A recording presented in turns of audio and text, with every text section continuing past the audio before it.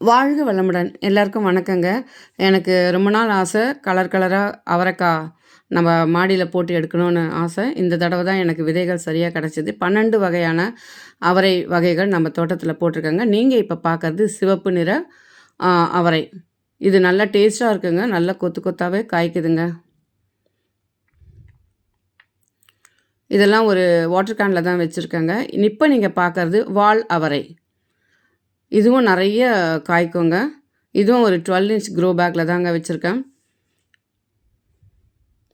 உங்களுக்கு நிறைய காய் வேணும்னா பெரிய பாட்டில் வைக்கலாம். ஃப்ரிட்ஜ் பாக்ஸ்லலாம் வச்சிங்கன்னா நிறைய காய்கள் காய்க்கும் உங்களுக்கு. ஆனால் எனக்கு வந்து 700 ஸ்கொயர் ஃபீட்டு தாங்க இருக்குது என்னுடைய மாடி தோட்டம். அதனால் நான் வந்து 12 வகை போடணும்னு சொல்லிட்டு சின்ன சின்ன பாட்டில் தான் வச்சுருக்கேன். இது வந்து பிங்க் அவரை. நல்ல லைட் பிங்க்கில் இருக்கும். நிறைய காய்கள் காய்க்குங்க இது. இது எல்லாமே நான் இப்போ விதைக்கு தாங்க விட்டுருக்கேன்.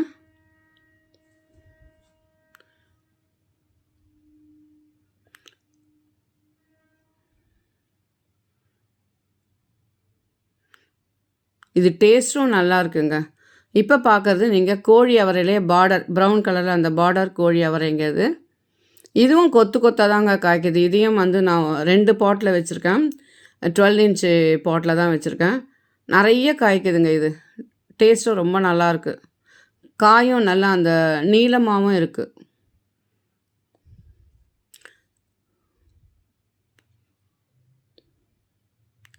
இப்போ நீங்கள் பார்க்குறது பச்சை பட்டாணி அவரை. இதுவும் நிறைய காய்க்கக்கூடிய ரகம் தாங்க.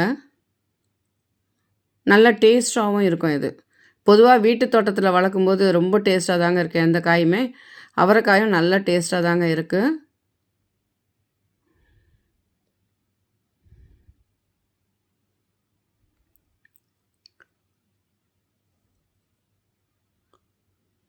இந்த தடவை தாங்க எனக்கு இந்த பூச்சி தாக்குதல், நோய் தாக்குதல் எதுவுமே இந்த அவரைக்கு வரலைங்க.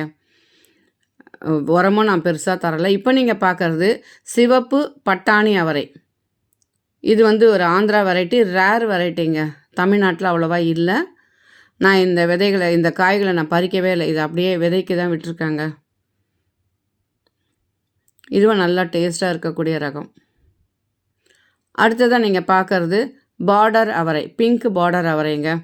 இது வந்து நிறைய காய்க்குதுங்க. ஈல்டு நல்லா இருக்குது. இதுவும் ஒரு 12 இன்ச் க்ரோ பேக்கில் தான் வச்சுருக்கேன். கொத்து கொத்தாவே காய்க்குதுங்க. இதுவும் டேஸ்ட்டும் ரொம்ப நல்லாயிருக்கு. மாடி தோட்டத்துக்கு ஏற்ற ரகம் சொல்லலாம் இதை.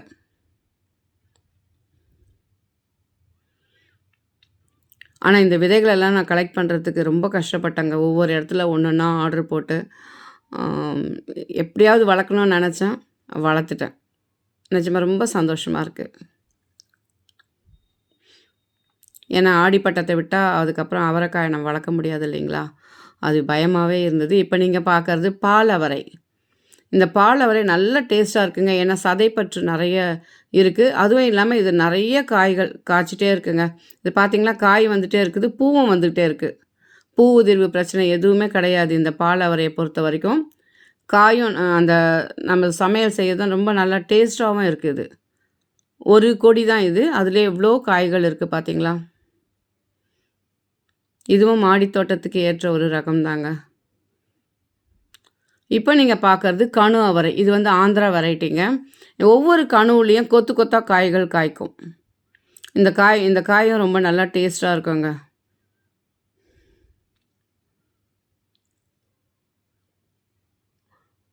இப்போ பார்க்குறது கோழி அவரையிலேயே அந்த பார்டர் பிங்க்கு பார்டராக இருக்குங்க அது.